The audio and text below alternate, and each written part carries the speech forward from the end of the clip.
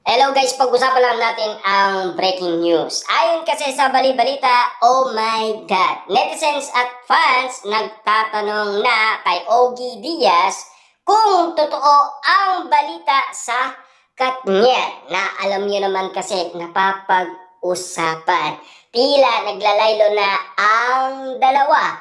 At ang tinatanong umano ng mga netizens at fans kung katotohanan nga ba ang mga prediksyon kina Daniel Padilla at Catherine Bernardo. Hanggang ngayon kasi wala pang maisasagot si Ogie Diaz. Ang tanging masasagot siguro ni Ogie Diaz yung tungkol sa post ng ABS-CBN at ni Derek Cathy. Lalong-lalo na yung post din ni Mami Min Bernardo. Kaya nga naman kasi sabay-sabay na ang mga katanungan ng karamihan sa bali-balita patungkol umano kina Daniel Padilla at Catherine Bernardo. Hindi pa nila kayang masagot yan. Kasi meron pang bagong teleserye si Catherine Bernardo na pinagkakaguluhan. Na alam niyo naman siguro, no? Si Daniel Padilla ay tumigil muna sa panunuyo noon kay Catherine Bernardo. Bakit? Dahil meron bagong movie si Catherine Bernardo at Alden Richard na ayaw niya umanong guluhin si Catherine Bernardo. Kaya nga naman kasi pinainto niya umano si Carla Estrada.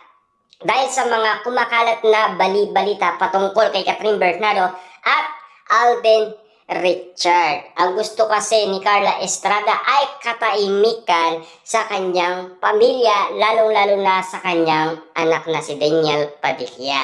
Uminto noon si Daniel Padilla pero pangako niya sa mga Katniel fans na kakausapin at siyempre pipilitin niya umano si Catherine Bernardo para sila naman ang makagawa ng panibagong movie. Ang problema lang, nakalimutan ni Catherine Bernardo magpaalam kay Mami Min Bernardo. Ganon din naman si Daniel Padilla. Nakalimutan nilang magpaalam pero pumirma sila ng collaboration project. Na alam niyo naman siguro, uli na nung nagpaalam umano sina Daniel Padilla at Catherine Bernardo patungkol umano sa kanilang bagong movie. Kaya nga naman kasi galit na galit ang pamilyang Bernardo kay Catherine Bernardo nang dahil sa kaguluhan ng sitwasyon na ginagalawan ni Catherine Bernardo. Na alam niyo naman siguro, mainit-init ang mga isyu kay Daniel Padilla at Catherine Bernardo hanggang ngayon. Pero, at least, nabubura na ang mga alaalang iniwan ng iwalayan ng Katniel. Pero, hanggang ngayon kasi, tinatanong pa rin si Ogie Diaz ng mga Katniel fans at netizens. Ayon kasi kay Ogie Diaz noon, napansin niya na talagang hindi na magkatabi umano sina Catherine Bernardo at Daniel Padilla noong 2023 sa nasabing event noon September. Parang nagkakalabuan na at tila may kakaibang suot si Catherine Bernardo na baka inaayaan na ni Daniel Padilla si Catherine Bernardo. Hindi pala ganon. Na talagang meron na palang hindi pagkakaintindihan sa Katniel. Kaya nga naman kasi inamin umano ni Ogie Diaz ang tungkol umano kina Daniel Padilla at Catherine Bernardo. Subalit, dumaan ang Christmas special at inalikan umano ni Catherine Bernardo si Daniel Padilla at nag-iingay ulit ang mga Katniel fans dahil baka nga naman kasi nagayos na at nagkabalikan na. Pero yun na pala ang uling alik ni Catherine Bernardo kay Daniel Padilla. Kaya pinag-uusapan hanggang ngayon na tila bangungot pa rin ang mga nangyayari sa Katniel. Pero at least nabubura na ang bawat alaala na iniwan ng iwalayan. Pero at least nakwento noon ng Philippine Airlines na dahil sa stock, nakita daw sina Catherine Bernardo at Daniel Padilla kasama ang mga barkada nila tulad na lang ni Joshua Ria Atayde at Sanjo Marudo. Kasama si Catherine Bernardo at Daniel Padilla. Ibig sabihin lang nun ay para tapusin lang ang kontrata ng Katniel.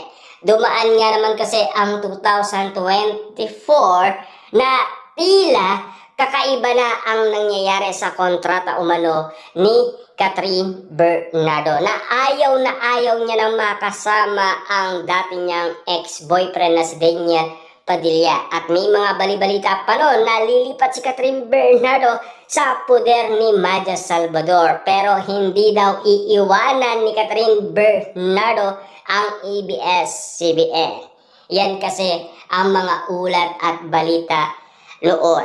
Pero take note marami pa kasing mga bagay-bagay na nangyari tungkol umano kina Daniel Padilla at Catherine Bernardo na hindi tumigil si Daniel Padilla sa panunuyo kay Catherine Bernardo hanggang ngayon.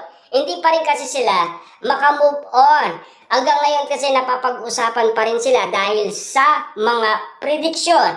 At lalong-lalo na nag-ingay ang ABS-CBN noong 2025 dahil sa ABS-CBN vote.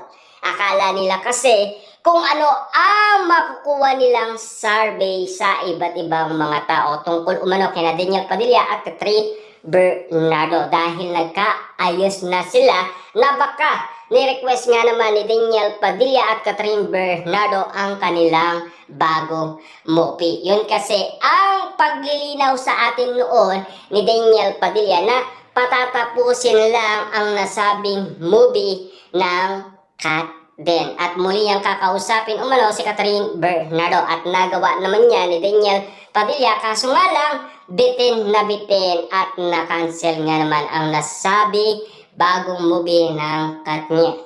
At least understood na ngayon kung bakit naka-line up ang nasabing movie ng Katniel. Kahit hindi man tanungin si Ogie Diaz, nandiyan naman ang ABS-CBN at si Mami Min Bernardo na nag-post ng paalala na tila may kakaibang nangyayari tungkol umano kina Daniel Padilla at Catherine Bernardo. Baka yun na kasi ang perfect timing para malaman ng iba't ibang mga tao na magkakaroon ng panibagong movie ang Katniel at magbabalik ang kanilang tambalan kasi nagpaparinig na ang ABS-CBN, lalong-lalo na si Direk Cathy at Direk Olivia, lalong-lalo na kasi si Mami Bernardo. Kaya nag-iingay na ang mga netizens at mga fans at nagtatanong na